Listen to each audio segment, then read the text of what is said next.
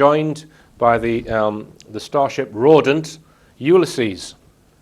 Now, some people have suggested that Ulysses here is named after the Greek mythological character. In fact, that's not strictly true. He's named after the cult 1980s television program Ulysses 31, which was actually based on the Greek mythological character. I didn't understand a word of that program. It was very Bob Lazar. But it had a great theme tune. Okay, now it's time for the interesting person of the week. And this week it's Brian, who's an ex-footballer nonetheless, and he's talking about his UFO sighting. My name's Brian Croft and I'm from Chester. And about 5 or 6 years ago I had an experience of actually seeing a saucer-shaped craft. It was about 8 o'clock in the evening. And I was driving along quite high up on a hill where you can actually see quite a distance of the Cheshire area and the Welsh area, and I noticed just sort of hovering behind a cloud was a silver disc, and originally I assumed, well, it was a plane, but what drew my attention to it was the stillness, and it didn't move. And then as I kept looking and staring, it actually at great speed sort of vertically, and I wouldn't estimate whether it would be a mile, stopped and then actually just shot off to the right at astronomical speeds, and I was just blown away. And actually 4 or 5 days later I went into the local shop and I was hovering about looking for a DVD, and there was 2 elderly gentlemen behind me that actually witnessed it, and they were actually right beneath it. So that was one of my sort of first UFO experiences. Very interesting, I think you'll agree. If you suspect that you may be interesting or perhaps have interesting tendencies, then we would like to hear from you. So why not make a YouTube clip, try and keep it under 2 minutes, and send a link to the clip to starship@richplanet.net, and you can talk about anything you like as long as it's interesting. Which brings me to the interesting scientific fact of the week, which is this. If you could drive your car in a straight path from the surface of the Earth directly upwards, you would arrive here in space in just over an hour. Okay. Do you have any pets, Alan? No, we've got the 2 dogs, but they're not pets. Yeah. They're not pets. I've met Alan's pets. Yeah. 2 Rottweilers. You've still got both your hands, have you? Yeah, I've still got both my hands. Yeah, I don't think we'll be introducing Ulysses to your pets. No, I don't think so. Okay, right, okay then. Well, let's continue to talk about the Ark of the Covenant, because I'm absolutely fascinated by it. And one question I've got for you, Alan, if we could put a price on the Ark of the Covenant, what would it be? My opinion would be about 2 billion. 2 billion? 2 billion pounds. That's 2,000 million pounds. Well, you see, when we were starting this research, way before we got to this, we met Lord Jack Brooks in the House of Lords. He said, if your research is on the Arthurian side are right, you could create a tourist industry in South Wales, he said, of at least 20,000 jobs. Now, I think we can create an industry of far more than 20,000 jobs. And it's not like a factory. You can't take it away and put it in India or somewhere. It's there for good. Permanent. I mean, this is why I give credence to your Ark of the Covenant work, because of the King Arthur work, you know, which to me seems 100% plausible. The cross, you know, the graves that you've uncovered. I mean, I think we should take a little bit of a look at the method that you used to locate the exact location, which was, we were talking before the break about the star maps. So you believe that these ancient mounds they're built in the pattern of constellations. Yeah, they can't be otherwise.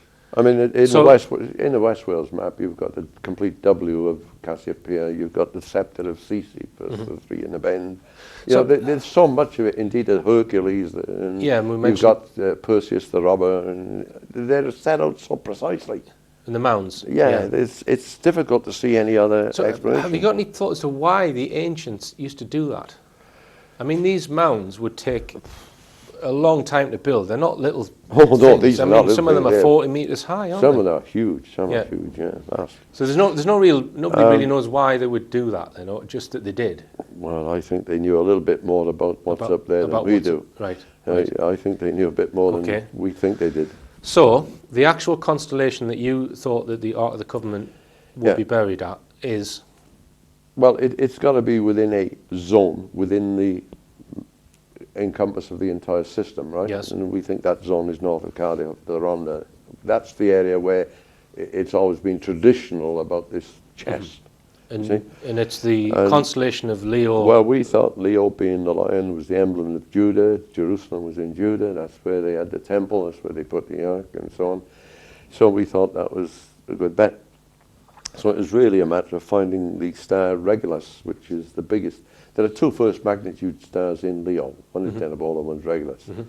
So we wanted to say where on the map and Regulus. And there's a vast mound where Regulus should be, a vast mound. Yeah, I had a look at that last It's night huge. on Google Earth. Yeah. And And it's a place called Unis, is that? Unis. Unis. There you go. It's a huge mound, isn't it? I mean, how big is it?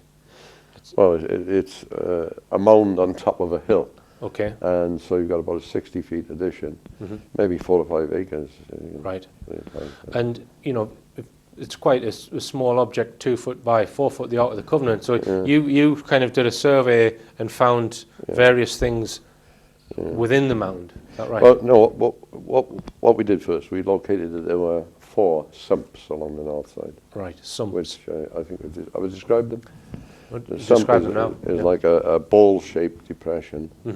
It's a man-made bowl shape in the side of the hill. Right, about what, 12, Underground 12 feet shape. in diameter? Something Yeah, like that? about that. Right, Underground chamber always had a hole in the floor, right, and they dug a tunnel down right. towards the outside of the hill. If that's the hill, the tunnel goes down to the outside of the hill. So water coming into that chamber would run down the drain. When it got to underneath the bowl, the shaft would be underneath the bowl. They would make a little tick hole horizontally. So water would come down and have to flood upwards, stop it eroding anything away. So- That little shaft would be filled with white stones of 3 types. And if for some reason or other no weeds grow in it, and you find that you've got this plug hole in each one, probably about 18 inches or more wide. Right. So these stones are a special type of stone which the chemical composition must kill the weeds or stop it from Yeah, growing. well, samples were taken to the National Museum and to a university, and the geologist established that these stones come from Cornwall, 300 miles away. So they knew what they were doing. Right. And And the whole purpose of these things is to keep whatever is inside there dry. dry, that's right. That was the purpose. Right. So we knew roughly from where the sumps were, where the chambers might be. Okay. And on the south side of the hill, looking down at Google Earth again, thank you Google, were tram lines. Right. Going, not starting from the top of the hill, but about a third of the way down. And we went round there and there was a lot of rubble going where if you dig a tunnel in somewhere, you throw the stuff out, it's going to roll straight down the hill, Right. tram lines. Right. So someone had created a tunnel. So we knew where the tunnel was and where the sumps were, and we made a pretty accurate guess that there was a band of area between a certain zone that was worth looking at. Right. So you then got We got metal Alan Hassel from London, who's, in my opinion, one of the best metal detector types in the world. He's Right. the first guy in the world who ever managed to do metal detection underwater. You know, right. what a character. Right. Ordinary guy, but good at what he does. And he's got a detector that goes down 30 feet, and it'll differentiate between ferrous and non-ferrous metals. Okay. And we located an item 4 feet by 2 feet, non-ferrous metal, which is the size of the lid of the Ark of the Bible, as in the Bible. Ark of the Covenant, not the Ark of the Bible. And obviously, you know, that is the correct size. It's non-ferrous metal. It's in the right place. And Take it from there. okay, so you were in contact with the landowners when you were doing this Yes, research. yes, and, oh, yes, you know, I yes. would be there with my shovel, digging it frantically if that was my land. I mean, what did the landowners say to you about this? Well, I think they're typically Welsh farmers, and you know, they earn a living from selling, breeding sheep, and they're good businessmen. They've got other businesses as well. Yeah. I think they think we're slightly mad, Right. if not completely gone. It's a big shock for them, and I think they've made the mistake of consulting some of the experts. Mm-hmm. You know, people in a university or so who've never thought of doing anything in this direction Right. and have no knowledge whatsoever of what. Yeah. I think there's a bit of, oh my God.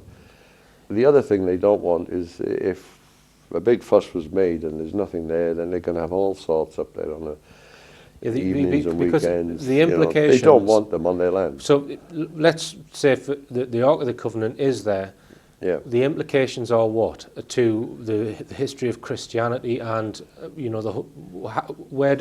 how would we have to rewrite things? Well, Christianity starts off in Britain in 37 AD, the last year of Tiberius. For a start, it doesn't start in Rome.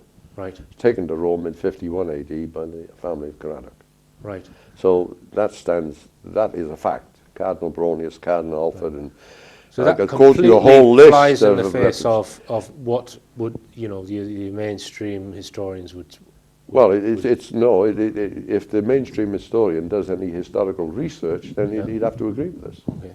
If they don't do any research, which is most of them, they just read each other's work.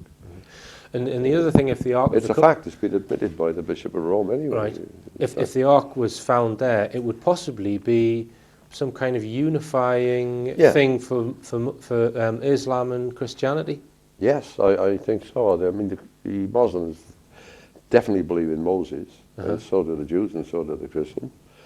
There's a lot of row going on at the moment with certain, let's call them misguided people, want to dig underneath the Temple Mount and go under the mosque there, Yes, yes. in Jerusalem. There'd be no need to do that because it's not there. Yeah. And therefore, you might have a settlement of that contentious issue for a start. Yeah. They might find they've got something in common. Yeah. You Yeah. know. Which could unify some of the Yeah, world's if you look at religions, what you've which got are, in common, you rather know, than what your differences are. I mean, I personally think that there are people who are trying to divide and conquer, the religions of the world and put Muslims against Christians and Yeah. create wars. Well, it's always, religion has always resulted in wars. I mean, let's face it, it's time to stop it. The main thing that I would say is that this is not the only thing that we found using this system. There are 13 Mabinogi tales, right? And the last 3 are about knight errants going on their journeys. Peredur, his steel shirt, is Jupiter, going around the stars, Okay. the planet. Right. Geraint is Mars, going around on journeys through the stars. Right. You see? Okay. And not knights as we know them on Earth, charging around the forest. I see. Yes. and Yes. Therefore, these stories tell us where to go for other things. Right. So a planet, for example, on your mound map would not be in a fixed position. No. It would be moving around as they do. No. Yeah. You follow the journey on land. What's happened in the sky, you can follow it on land. So we found other things. We went in search. Anglo-Saxon Chronicle says that, and they, the British, gathered together all the treasures of Britain in one place and buried them, and no man has ever seen them since. Okay. We know where they are. And We know where they are. just to finish, Alan. I mean, Yeah. obviously, we could probably do a whole series of programs on your Go on all information in all of these books. Yeah. Would somebody not have perhaps dug that thing up behind closed doors after you've revealed the location, or do you think it's still there? Oh, it's still there. And so, what are the likelihood of it being dug up, or do you think the lid's been closed on this? Or I think the government has to take a hand. I think authority has to step in. okay, Firstly, if just for job creation, if just for wealth creation on a permanent basis in a depressed area. it would revolutionise the tourism industry of Wales, wouldn't it? In 1986, we had the unedifying sight of 2 large coaches going around parts of Wales, full of politicians and bureaucrats and about 12 Japanese gentlemen, Right. who said, give us 150 million pounds of your money, we will build a factory with it and employ 5,000 people, Right. make motor cars. In the event, the factory went to Sunderland, not to South Wales. Right. Right. Now, and it only ever employed 3,000. Right. We haven't asked them for a cent. Right? And we'll create thousands of jobs. All we're asking them to do is dig a hole. Yeah. Now, there's a big difference, Yeah. It's just blows my mind that they won't look at that and take you seriously, Alan. And you know, we'll have to invite you back to you know, discuss some more of your work. But really, thank you very much indeed for coming in, Alan. It's fascinating. I need to read some of your books and expand my knowledge of history. So thanks very much indeed. It's a pleasure. Okay. Right, and just a quick announcement before we go. We're possibly looking at having a studio audience for the Rich Planet Starship. So if you want to be beamed up onto the craft, if you let us know by emailing starship@richplanet.net. And just a quick word to keep your eyes on the skies, your feet on the ground, and tell all your friends about this show.